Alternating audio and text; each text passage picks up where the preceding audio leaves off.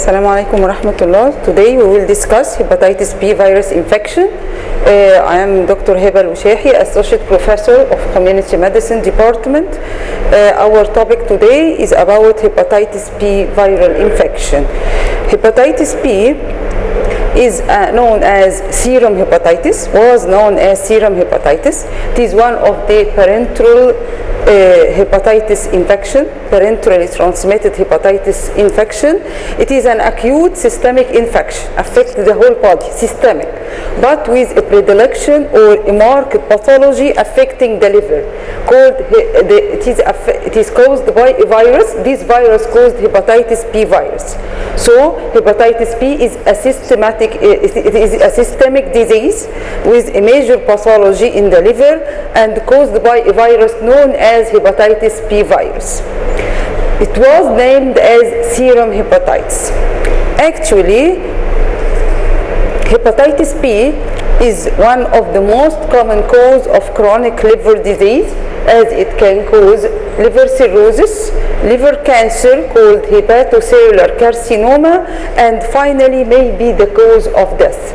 So it is one of the common cause of chronic liver disease, and at this point called chronic hepatitis, and might progress to cirrhosis called liver cirrhosis, and this might proceed to cancerous changes leading to hepatocellular carcinoma, and this might lead to death.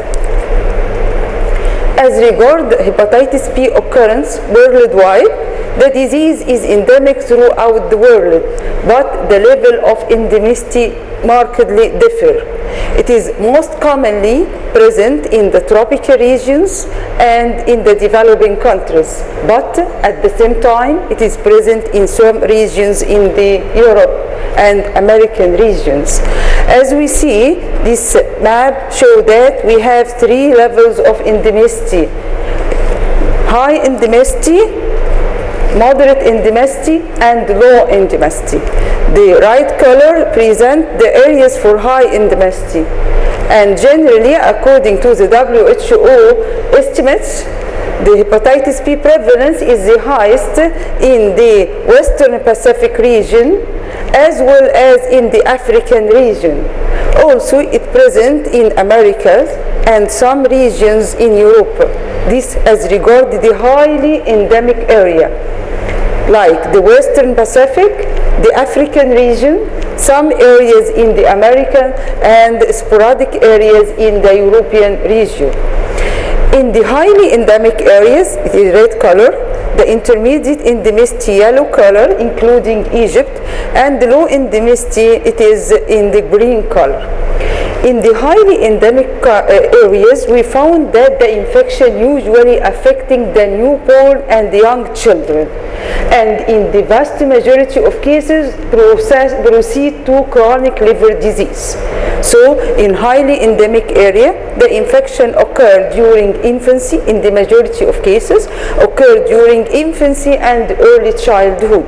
And in the majority of cases, it proceeds to chronic liver disease.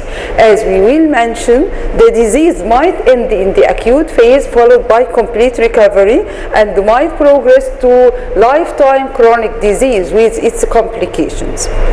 In the intermediate endemic area, the infections occur in all age groups with no predominant age groups. And the last group is the low endemicity.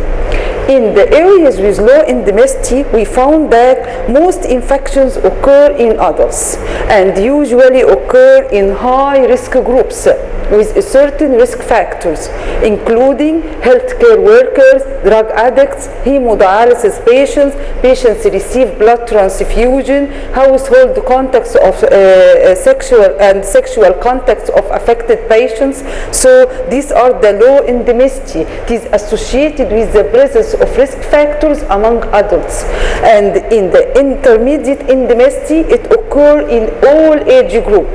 But in highly endemic area, like in the Western Pacific region and in the African region, it is usually affect infants and young children. And unfortunately, the majority of them proceed to chronic liver disease.